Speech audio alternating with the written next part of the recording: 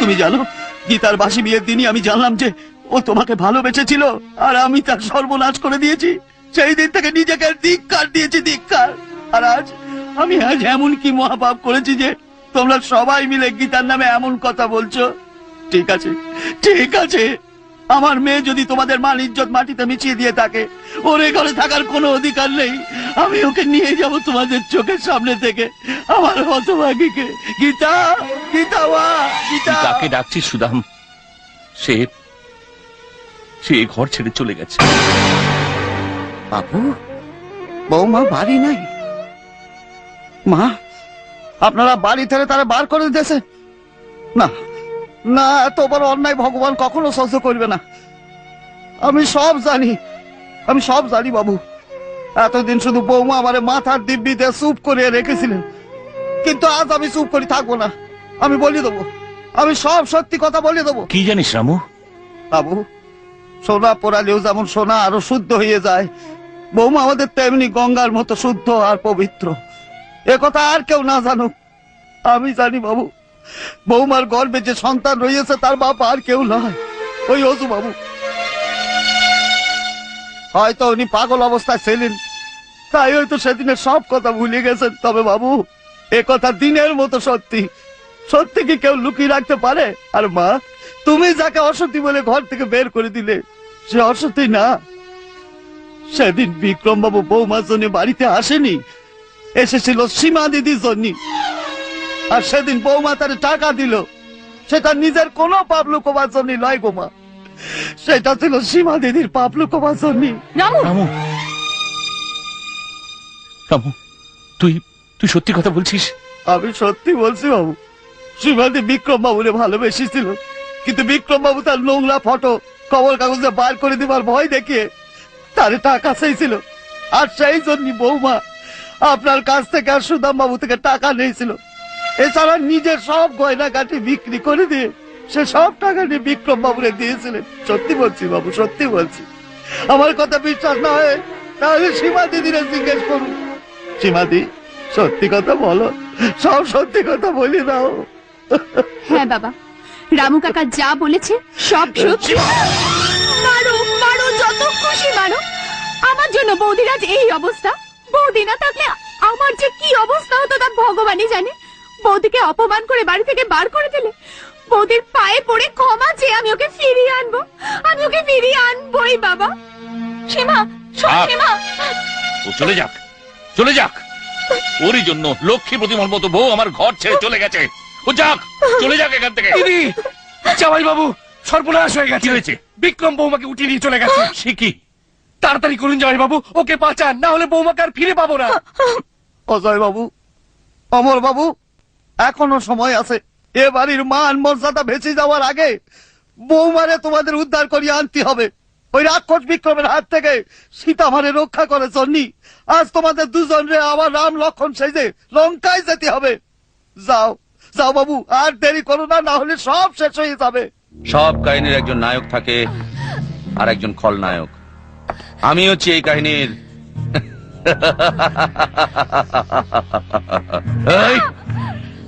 না, এই বিক্রম! দুঃশাসন বড়ই ছেড়ে দাও নিষ্ঠুর আমাকে।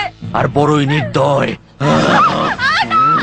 বিক্রম, বিক্রম ছাড়ো, ছাড়ো বৌদিকে। ও, ননদ এসেছে বৌদিকে রক্ষা করার জন্য। এই দেখছিস কি? বল এটাকে। বিক্রম, তুমি ছেড়ে দাও, ছেড়ে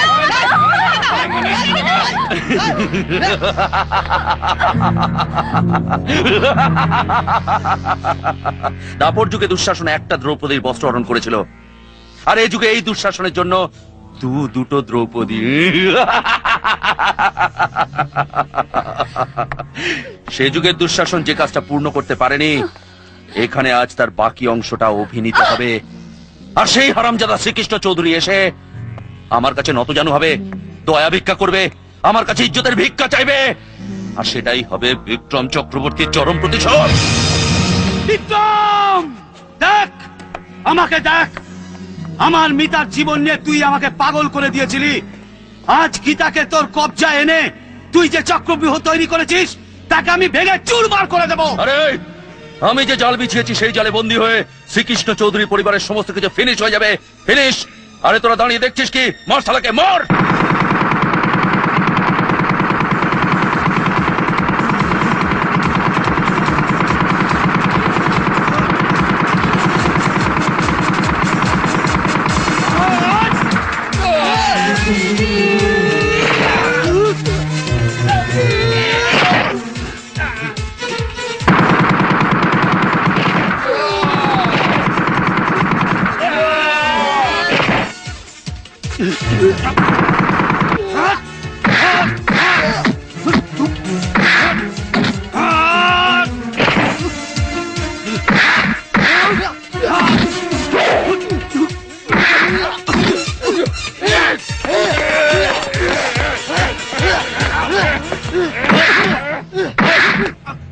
সব কাহিনীর একজন নায়ক থাকে আর একজন খলনায়ক।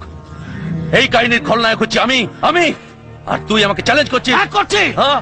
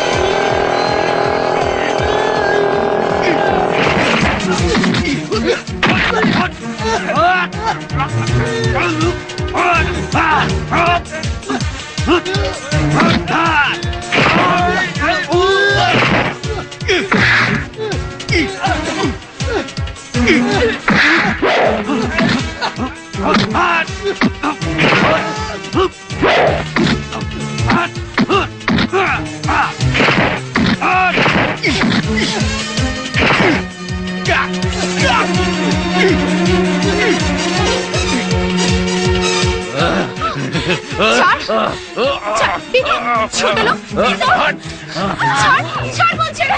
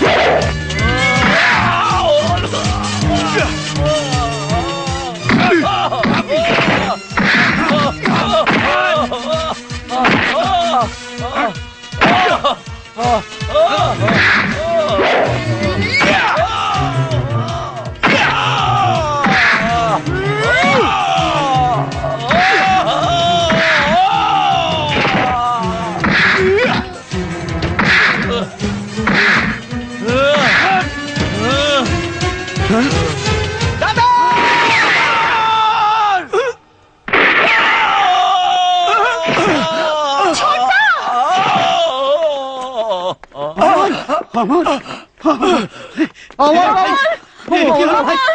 আমার কি হলো ভাই আমার এ তুই কি করলি? হলো আমার? কিচ্ছু হবে না। আমি তোকে হাসপাতালে নিয়ে যাবো অমর। আমরা নিয়ে যাবো। আমাকে একটা কথা বলতে দে দাদা। বৌদির প্রতি আমি যে অন্যায় করেছি তার একটা প্রায়শ্চিত্ত করতে দে দাদা।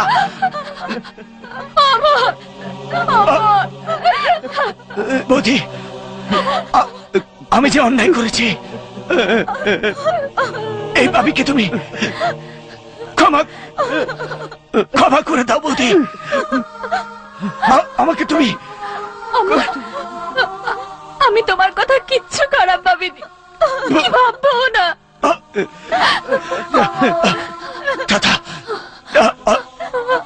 দাদা রে ভাই, বৌদিকে তুমি ভুল বুঝো না। বৌদির কোনদিন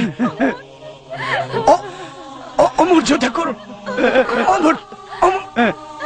অমর্যাদা করো না বৌদি। বৌদি কি তার মতো পবিত্র? তোমরা সবাই ভালো থেকো। আমাকে ক্ষমা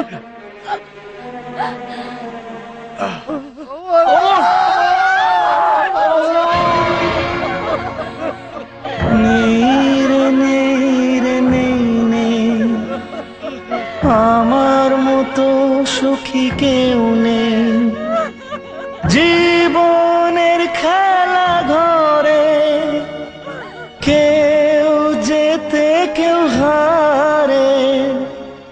আগামী জনমে জীবনে মরণে তোমাদেরই যেন পাই।